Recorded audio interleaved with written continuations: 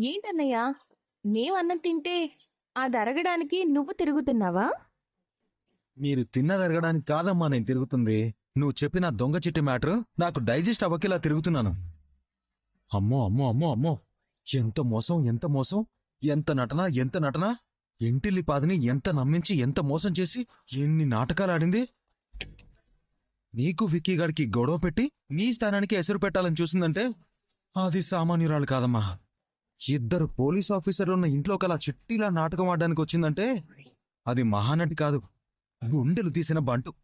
అన్నయ్య, ఆ దొంగ చిట్టి విషయాన్ని బయట పెట్టాలంటే నువ్వు నాకు హెల్ప్ చేయాలి. చెప్పమ్మా, నీకోసం ఏం చేయమన్నా చేస్తాను, నా ప్రాణం ఇమ్మన్నా ఇస్తాను. ఇవ్వన్నయ్యా, నీ ప్రాణం ఇవ్వు. అంటే ఏదో మాట వరుసకి అలా అన్నానమ్మా. నాకు కావాల్సింది మాట వరుసకి మాట్లాడే మాటలు కాదన్నయ్యా, అన్న మాట నిలబెట్టుకోవడం. తప్పకుండా చెల్లెమ్మా, నోరారా నన్ను అన్నయ్యా అని పిలుస్తున్నావు. నా చెల్లెలికి అన్యాయం జరుగుతుంటే నేను చూస్తూ ఊరుకుంటానా? అన్యాయం జరుగుతుంది నాకొక్కదానికి కాదన్నయ్యా. 20 ఏళ్లుగా కూతురు కోసం ఎదురు చూస్తున్న గురూజీకి అన్యాయం జరుగుతుంది. 20 ఏళ్లుగా మరదల కోసం ఎదురు చూస్తున్న మీ ఫ్రెండ్కి అన్యాయం జరుగుతుంది. ఒక్క మాటలో చెప్పాలంటే ఇంట్లో ఉన్న ప్రతి ఒక్కరికి అన్యాయం జరుగుతూనే ఉంది. ఆ అన్యాయాన్ని బయట పెట్టాలి అంటే కొరియర్ బాయ్ చెప్పిన అడ్రస్కి వెళ్ళాలి. నా అనుమానం నిజమో కాదో తేల్చుకోవాలి. అలాగేనమ్మా, వెళ్దాం, తప్పకుండా వెళ్దాం. చెల్లెమ్మా, ఆ? మనతో పాటు వికీని కూడా తీసుకెళ్దామా? ఆయనెందుకు? అంటే నేనంటే లాయర్ని, సమయానికి తగ్గ సలహాలు ఇవ్వగలుగుతాను. కానీ విక్కీ గారు పోలీస్ ఆఫీసర్ కదా, తన పోలీస్ స్టైల్లో ఇన్వెస్టిగేషన్ చేస్తే తొందరగా విషయం బయటపడుతుంది కదా అని. వద్దన్నయ్య, ఈ విషయం ఆయనకి తెలియకూడదు. చిట్టి అనేది ఆయనకి గాని గురూజీకి గాని ఒక మంచి ఎమోషన్. డిఎన్ఏ రిపోర్ట్ పాజిటివ్ వచ్చాక వాళ్ళు తనే చిట్టి అని 100% నమ్ముతున్నారు. ఇప్పుడు నేను నా అనుమానాన్ని వాళ్ళకి చెప్తే వాళ్ళ నమ్మకాన్ని, వాళ్ళ ఎమోషన్ని డిస్టర్బ్ చేసిందాన్ని అవుతాను. అది నాకిష్టం లేదు. మనిద్దరం అక్కడికి వెళ్ళి ఎంక్వైరీ చేసి నా అనుమానం నిజమని తేలే వరకు ఈ విషయం మనిద్దరి మధ్య ఉండాలి, ఎవ్వరికీ తెలియకూడదు. అందుకే నేను ఆయనతో గొడవ పడ్డట్టుగా నటించి పుట్టింట్లో ఆగిపోయినట్టుగా నమ్మించాను. మంచి పని చేసావమ్మా, మనిద్దరమే వెళ్దాం. ఆ దొంగ చిట్టి సంగతి ఏంటో తెలుసుకుందాం. ఆ దొంగ చిట్టి విషయం తెలుసుకుంటే సరిపోదన్నయ్యా. ఆ దొంగ చిట్టి వెనక ఎవరున్నారో కూడా తెలుసుకోవాలి.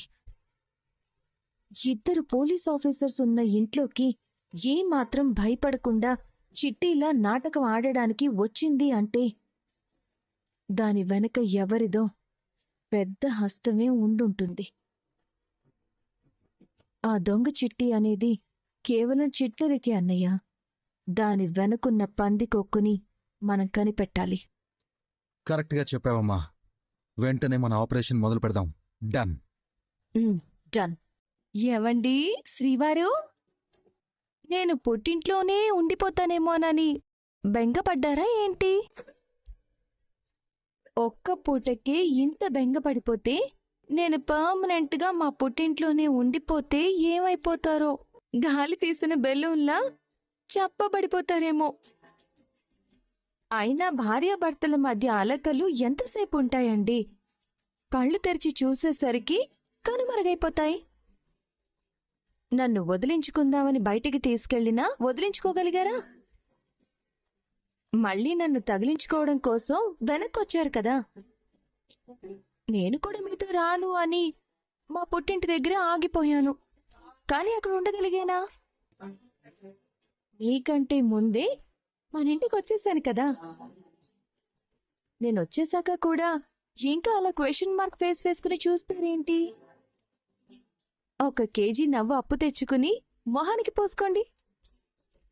అరే, హీరో గారు నవ్వారండో. అరే మరి అంత ఎక్కువ నవ్వకండి, చూసి తట్టుకోలేం. దగ్గరుంటేనేమో కోప్పడతారు, దూరంగా ఉంటేనేమో తట్టుకోలేరు. మనసులో ఉన్న ప్రేమను మాత్రం బయటికి చెప్పరు. ఏంటో మీరు. ఇదిగోండి, వెళ్ళి ఫ్రెష్ అయ్యండి. ఇదంతా నా భ్రమ అన్నమాట.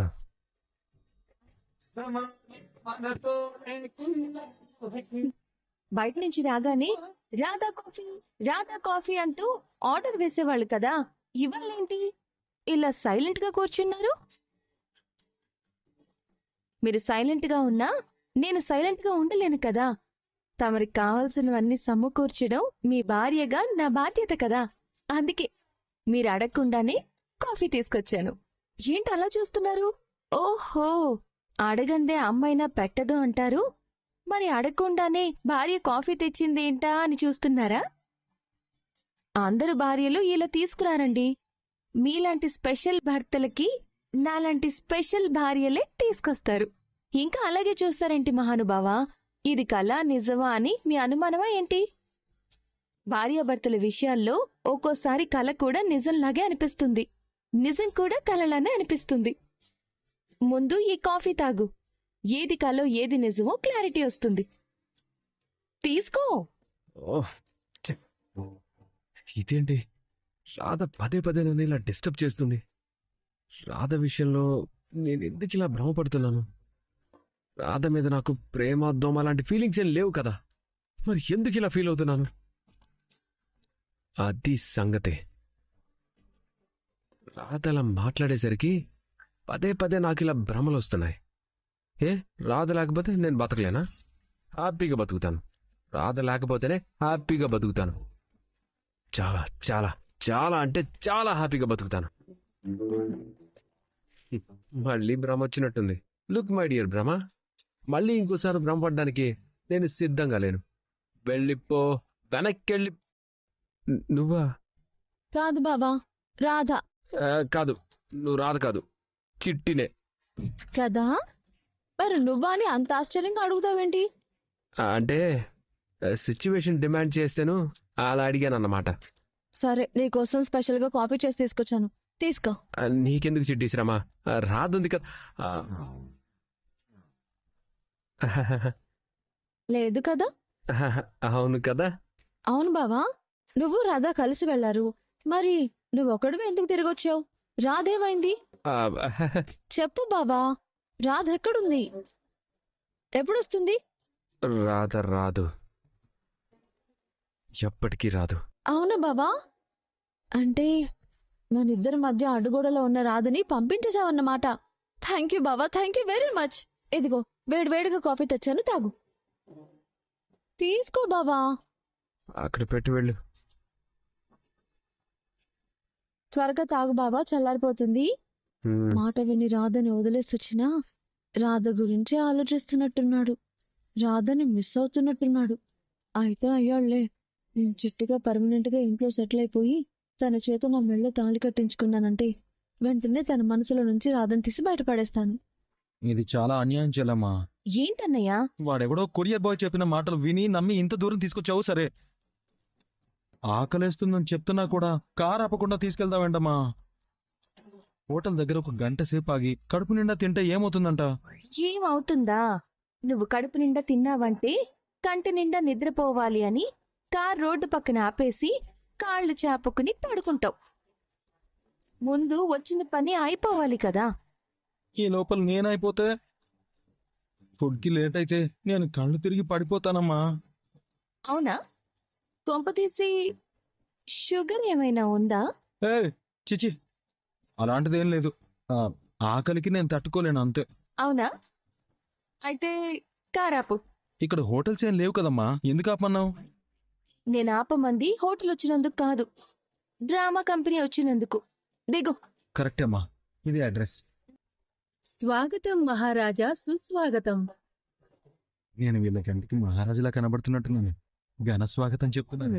ఇలాంటి మహారాజులు మా ఇంటికి విచ్చేయడం నిజంగా మా దౌర్భాగ్యం. నడవచ్చులమ్మా. అది దౌర్భాగ్యం కాదే, దౌర్భాగ్యురాలా. మీలాంటి మహారాజులు మా ఇంటికి విచ్చేయడం మహాభాగ్యం అనుకోవాలి. ఓహో, వీళ్ళు ప్రాక్టీస్ చేస్తున్నట్టున్నారు. మనమే అర్థం చేసుకోకుండా ఏదేదో వాగాం. మనం కాదన్నయ్య, నువ్వు. ఆ, ఆ, నమస్కారం అండి. నమస్తే అమ్మా, ఏం కావాలి? ఆ, సుందరి కావాలి. ప్రతి వాళ్ళు సుందరి సుందరి అంటే ఎలా కుదురుతుందండి? ఆ, అంటే అంటే సుందరే. అమ్మా కావ్య, ఇలా రా. మా అమ్మాయి కూడా సుందరిలాగానే యాక్ట్ చేస్తుంది. ఈ అమ్మాయిని బుక్ చేసుకోవచ్చు కదా. ఒక్క అవకాశం ఇవ్వండి, నా టాలెంట్ ఏంటో చూపిస్తాను. ఆహ్, నీ టాలెంట్ ఏం వదిలేమ్మా. సుందరిలా చేసేవాళ్ళు మా ఊళ్ళో కూడా చాలా మంది ఉన్నారు. కానీ మాకు సుందరియే కావాలి. ఇక్కడ సుందరి లేదండి, ఏదో నాటకం ఆడడానికి హైదరాబాద్ వెళ్ళింది. నాటకం ఆడడానికి వెళ్ళిందా? ఏ నాటకం? తెలీదు బాబు. ఏమండి, సుందరి బాగా యాక్టింగ్ చేస్తుందా? మామూలుగా చేయదండి, స్టేజ్ ని కుమ్మేస్తుంది. ఆ, హో, అవునా?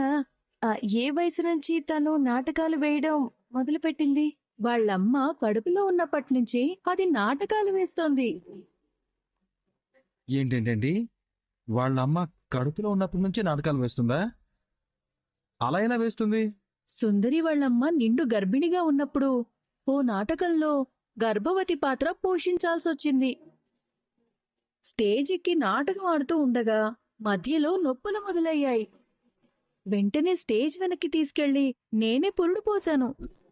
అలా స్టేజ్ దగ్గరే పుట్టింది కాబట్టి మా సుందరి మహానటయింది. మీరు చెప్పేది నిజమేనా? అవునండి, మీరు పురుడు పోసారా? నేనే పురుడు పోశాను. అది సరేనండి. అంతటి మహానటుని కన్నా వాళ్ళ అమ్మను ఒక్కసారి పిలుస్తారా?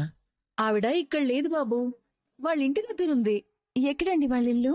పక్క వీధిలో ఎడం పక్క 4వ ఇల్లు. మేము వెళ్ళి వాళ్ళ అమ్మతో మాట్లాడతాంలేండి. చాలా మంచి ఇన్ఫర్మేషన్ ఇచ్చారండి. Thank you. మంచి మంచిదమ్మా. నువ్వు మొదలుపెట్టు.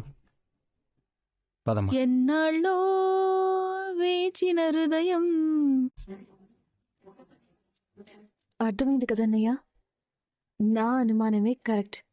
మన ఇంట్లో ఉన్నది ఖచ్చితంగా దొంగ చిట్టినే. అవునమ్మా, 100% దొంగ చిట్టినే. తను అలా ఎందుకొచ్చిందో, ఎవరు తనని అలా మన ఇంటికి పంపించారో తెలుసుకోవాలి. వాళ్ళ ఇంటికి వెళ్ళి వాళ్ళ పేరెంట్స్తో మాట్లాడి ఆ నిజమేంటో తెలుసుకుందాం. ఏంటి, రాధ ఎప్పటికీ రాదని విక్రమ్ నీతో చెప్పాడా? అవును మేడం, చెప్పాడు. ఎస్ ఎస్ ఎస్, నేను అనుకున్నది జరగబోతుంది. ఎంత గుడ్ న్యూస్ చెప్పా దొంగ చిట్టి. ఈ మధ్య కాలంలో నేను విన్న అతి పెద్ద గుడ్ న్యూస్ ఇదే తెలుసా? మరీ అంత హ్యాపీగా ఫీల్ అవ్వకండి. మీ బావ రాధను వదిలేసినప్పటి నుంచి రాధ గురించి ఆలోచిస్తున్నాడు. రాధ గురించి ఆలోచించడం అంటే రాధను మర్చిపోలేకపోతున్నాడు అనిపిస్తుంది. నేను కాఫీ ఇవ్వబోతే నీకెందుకు శ్రమ, రాధ ఉంది కదా అంటున్నాడు. రాధని వదిలేసి వచ్చినవాడే ఆ విషయం మర్చిపోయి రాధ ఉంది కదా అన్నాడంటే అతని మనసులో రాధ స్థానం ఏంటో ఒక్కసారి ఆలోచించాల్సిందే. నేను చెప్పాను కదా మేడం, ఆ రాధ విక్రమ్ కృష్ణని ఎంత ప్రేమిస్తుందో ఆయన కూడా రాధను అంతే ప్రేమిస్తున్నాడు. కాకపోతే రాధ తన ప్రేమను బయట పెడుతుంది, విక్రమ్ కృష్ణ తన ప్రేమను లోపలే దాచుకుంటున్నాడు. ఇంకా నేను సిటీలో ఎంతకాలం నటించినా ఉపయోగమే ఉండదు. మీకు డబ్బులు వేస్ట్, నాకు టైం వేస్ట్, మీ అమ్మాయికి లైఫే వేస్ట్. ఎప్పటికీ మీ ప్రియాకి ఆ విక్రమ్ కృష్ణతో పెళ్లి జరగదు జరగదు జరగదు. ఏయ్, అబ్బా, ఇదేంటి ఇట్ట కొట్టారు? ఇలా కొట్టాలా? ఇలా కొట్టమంటావా? ఎందుకు కొడుతున్నారు? చెప్పి కొట్టొచ్చు కదా. ఎందుక? నాకు మా బావకి పెళ్లి జరగదు అనో కదా అందుకు. ఇంకోసారి ఆ మాట అన్నావంటే ఈసారి కొట్టను, చంపేస్తాను. నేను పుట్టింది మా బావని పెళ్లి చేసుకోవడం కోసం, నేను బతుకుతున్నదే మా బావని పెళ్లి చేసుకోవడం కోసం. ఎట్టి పరిస్థితుల్లోనూ బావ రాధా విడిపోవాలి. బావతో నా పెళ్లి జరగాలి. అందుకోసమే కదా మా మమ్మీ నీకు అంత డబ్బిచ్చి అంత దూరం నుంచి పిలిపించి ఇంటి నాటకం ఆడిస్తుంది. ఆ విషయం తెలిసి కూడా నాకు మా బావకి పెళ్లి కాదంటావా? నువ్వు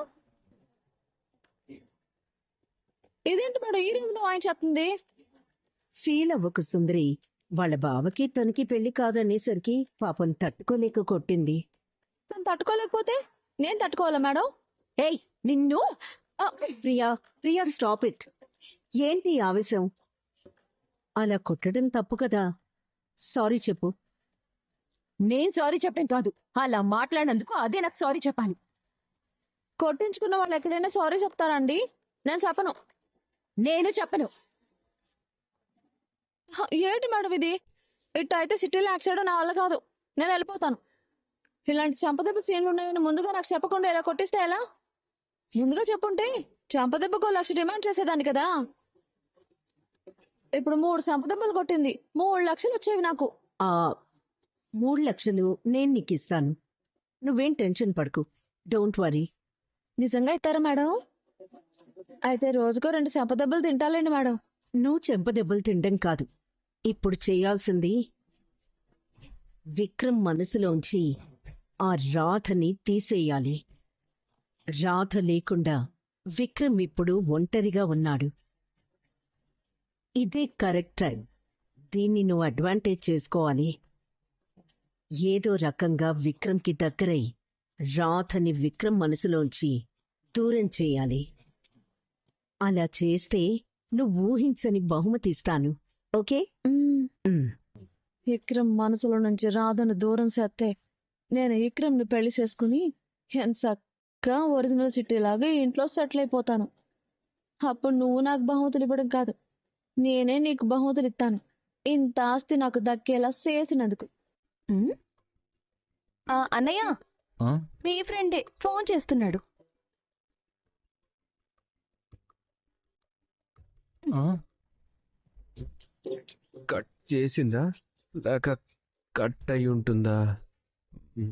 మళ్ళీ ట్రై చేద్దాం. ఎందుకమ్మా కట్ చేస్తున్నావు? భార్య విలువేంటో మీ ఫ్రెండ్కి తెలియాలంటే కట్ చేయడం కాదు, ఫోన్ స్విచ్ ఆఫ్ చేయాలి. పోలీస్ ఇన్స్పెక్టర్ని నేను ఫోన్ చేస్తే కట్ చేస్తుందా? సుందరి, మేము ఒక రియాలిటీ షో ప్లాన్ చేసాం విత్ ఫ్యామిలీ. అంటే ఆ షోలో గెలిచిన ఫ్యామిలీకి ₹1,00,00,000 ఇస్తాం. సుందరి ఆ కాంట్రాక్ట్ క్యాన్సిల్ చేసుకుని వస్తుందేమో ఒకసారి అడగండి. అంటే క్యాన్సిల్ చేసుకున్న నాటకానికి అది స్టేజ్ మీద ఆడే నాటకం కాదు కదేటి. మరేంటి? ఓ ఇంట్లో తండ్రి కూతురుగా నటించడానికి వెళ్ళినది కదేటి. ఆ కాంట్రాక్టర్ ఎవరు? హైదరాబాద్ ఉండే దమయంతి అనే పొలిటీషియన్ అమ్మా. Friends, welcome back to our channel. మీకు కనుక మన వీడియోస్ నచ్చినట్లయితే ప్లీజ్ లైక్ చేయండి, షేర్ చేయండి, కమెంట్ చేయండి, అలాగే సబ్స్క్రైబ్ చేసుకొని మన ఛానల్కి సపోర్ట్ చేయండి. Thank you for watching.